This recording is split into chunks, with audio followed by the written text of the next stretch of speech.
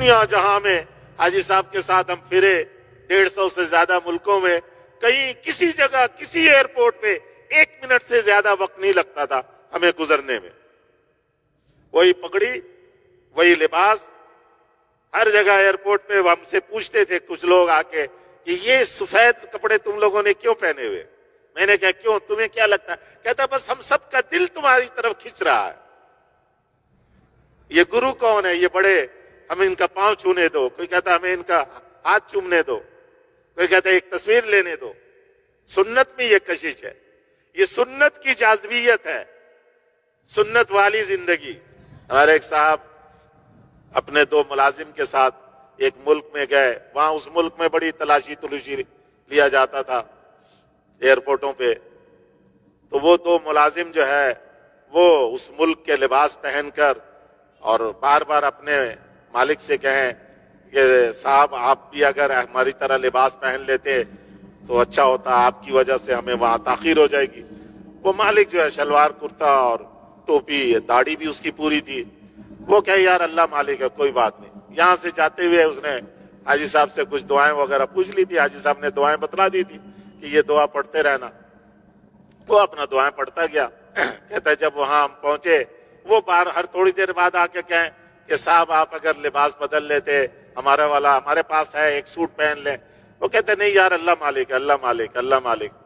کہتے وہاں پہنچ گئے.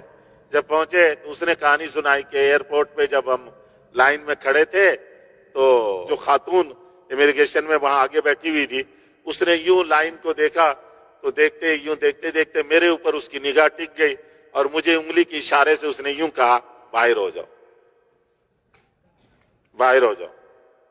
تو اب وہ جو میرے دونوں ساتھی تھے سوٹ والے، وہ ان کے مینیجر تھے اور ان کے پاس نیشنلٹی بھی کسی اور ملک کی تھی، پاکستانی نہیں تھی. اس کے پاس تو پاکستانی.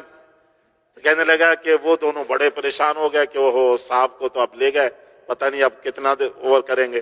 کہتے مجھے اس نے بلایا اور بلا کر جو ہے آگے اشارہ کیا آگے آ جاؤ. میں سیدھے سارے لائن کو کراس کر کے آگے گیا. اس نے کہا پاسپورٹ لاؤ. میرا پاسپورٹ دیکھا، مجھے دیکھا اور میرے پاسپورٹ پہ فوراً اسٹیمپ لگایا. کہتے جاؤ تم. میں وہاں سے گیا باہر، اپنا سامان جہاں بیگ تھا بیگ لے کر میں 2 منٹ میں باہر آ گیا. اور وہ میرے ساتھی سمجھ رہے ہیں مجھے کہیں لے گئے شاید. انہوں نے دیکھا میرا پاسپورٹ کہ ایک آدمی کے ساتھ مجھے بھیج دیا انہوں نے، تو مجھے تو بھیجا انہوں نے سامان کے پاس.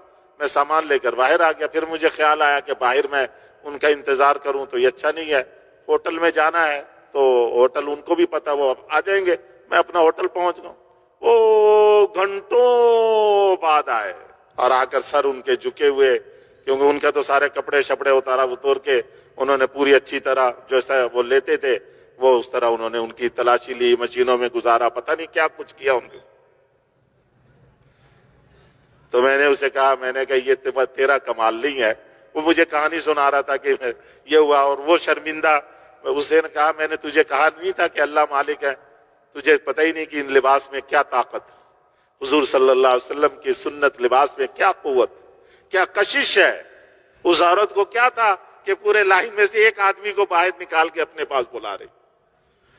حضور کی سنت داڑھی میں کشش ہے، حضور کے لباس اور ٹوپی میں کشش ہے، جاذبیت ہے. یہ دلوں پہ قبضہ کر لیتی یہ سنت لباس. جو سنت لباس سنت شکل صورت کو اختیار کر کے ڈرتا رہتا ہے، اللہ اس پر خوف مسلط کر دیتے، اللہ اس پر خوف مسلط کر دیتے. اور ہم نے دیکھا سب جگہ. میں نے بتایا نا کہ 1 سے 2 منٹ ہمیں نہیں لگتا تھا. اس لیے کیا فرمایا؟